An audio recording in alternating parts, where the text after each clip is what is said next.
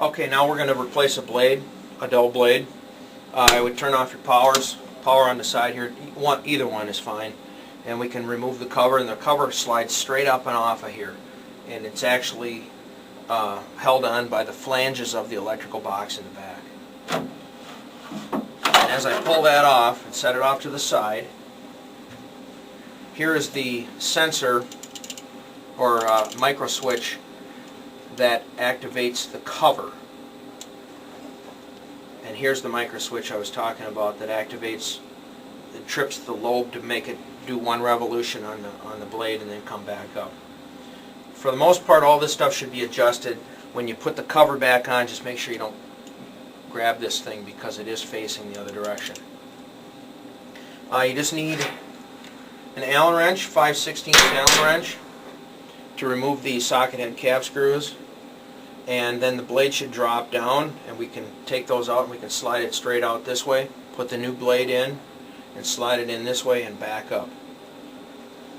The first thing I would do, we don't have any set way of adjusting this up and down because the blades come in at different heights. We tried to get them as precision as we can, but you can only get them so precise, and you want to have them come down and cut on that cut stick, the red part there, in the same place all the time. So the first thing I do is I take a look on the bottom here, down below, and I just get a visual as far as how far down this blade is based on the back bar. There's a back bar underneath there, and you can see where the blade is, there's a little bevel underneath it. And I can see it's about a 1/16 of an inch above on this particular machine. So when I replace this blade, once I've loosened it and dropped it down, I've now lost my registry, so I don't know where I'm at. So I want to make sure that I have a good idea where I've started. And then we put the new blade in. I want to start a little bit above that, make a cut, check to see how far I have to knock it down, tighten it up again, make another cut until we get it set. The idea is not to cut too far into that cut stick because then it forms a V, and if it forms a V, it won't cut cleanly through that last backer board sheet of paper on the check stock. So I look down here and I see that it's about a 1/16 of an inch above the metal bar that's behind. It's directly behind the blade. You can see it down there if you look horizontal like this. And I'm going to loosen up these Allen wrenches, Allen heads, and they're fairly snug. And you will see as soon as I get this last one, down it goes, and I've just lost my register. But if you've looked beforehand, you're fine. Now I can take these out.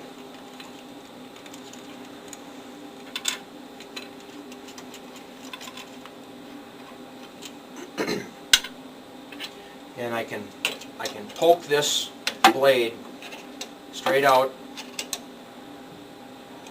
the side. I gotta get underneath here. There we go. And I just slide it out the side, and the blade will come straight out the side here. And we take the new blade and slide it back in. You're sliding against that cut stick, but just slide it straight across until you've got your 3 holes lined up. And I can put my screws back in. Now let's assume we've pulled the old blade out and put a new one in.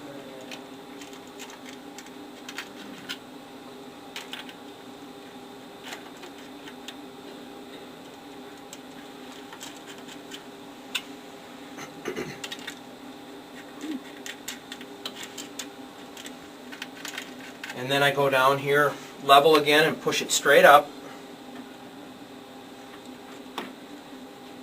And I can go quite a bit higher. I can go another 1/16 maybe over where I was before. So I'm going to start this just a little higher visually than where it was before.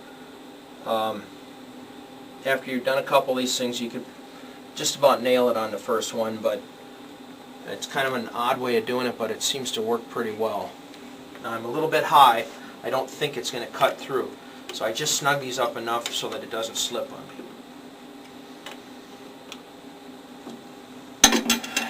Now I want to cut through, and I want to make sure that that's going to work.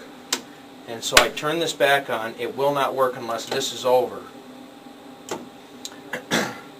So what I can do is I can wrap a little piece of tape from the taper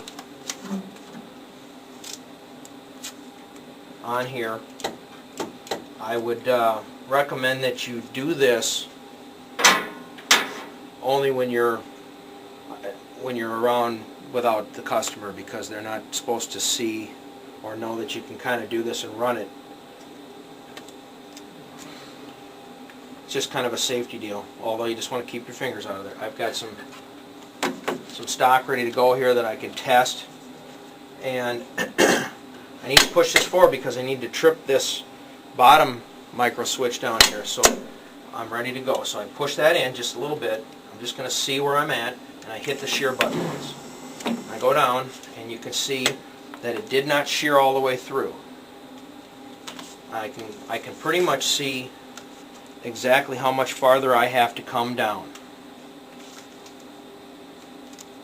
And then you just kind of creep up on a little bit. So now again, these weren't as tight as they were before. I just want to loosen them up so that I can use the ball end of this Allen wrench to loosen when I'm down there.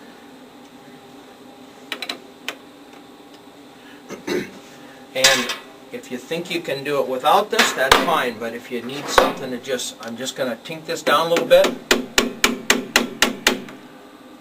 Needs to be a little more loose. I just don't want it falling down. If it falls down, then I just start the process over again. Okay, I think I got that side fine. Now you want to go down just enough so that it cuts through the material into the cut stick, and no farther, because it'll tear up that cut stick. You get a lot more life out of the cut stick if it's just barely going into it. Okay, there we go.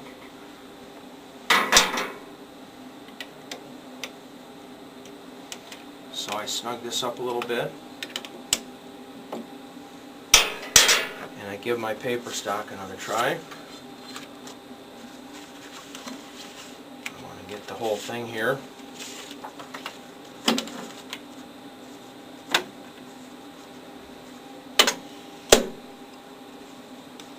Hopefully it cuts through. And it almost cut through. We've got just a little bit left on that left-hand side. So I have to loosen just a little bit more. It's just a little bit of a process, a manual process, but it works pretty good. If we could get stops on a blade on the top to come up to seat on that top part, that would be great, but we can't seem to control the blade. We can't seem to control the blade thickness or width of the blade, because if an individual or a customer wants to resharpen that blade, you've just made it shorter. So it still has to be kind of hand adjusted. Snug this up a little bit.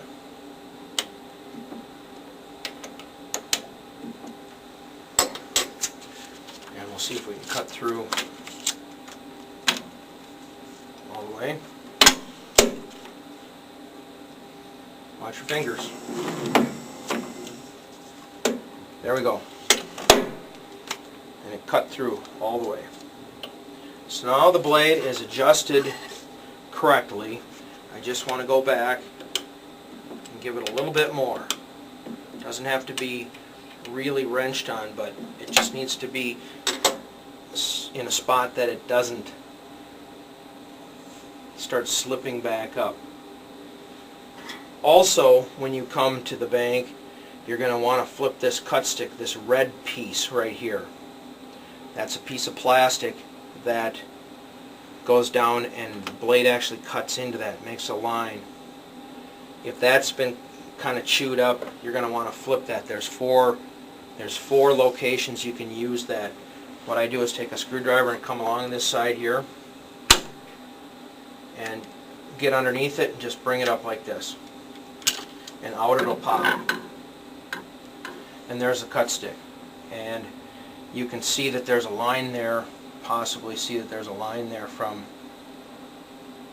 where the blade has been going into. So, but it's a little bit forward facing here. So you've got 1, 2, 3, 4.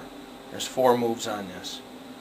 The cut stick is going to be shaped in kind of an S, and that's what holds it in there in a straight channel. If it's not in an S, it's going to want to keep pulling back up. So once you get to the spot you want to be, and you're going to spin it to your new location, you set it down in here, get it started on the left side.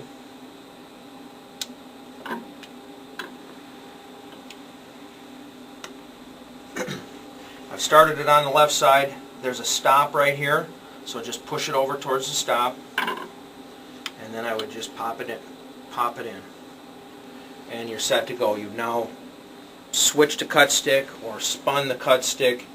You've got a new blade, you've got a new cut stick, and you should be ready to go. You've tightened these up. Now you can take your piece of tape off of here to activate that little micro switch and safety switch again.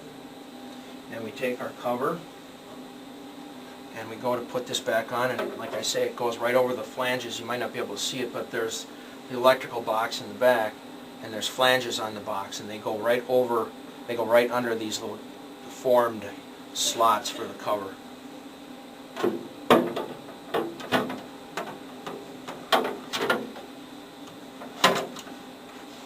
And just slide that back down.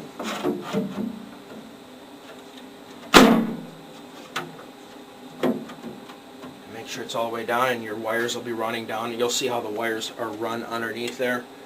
And then when I turn it on, I've got my sensor in the right spot.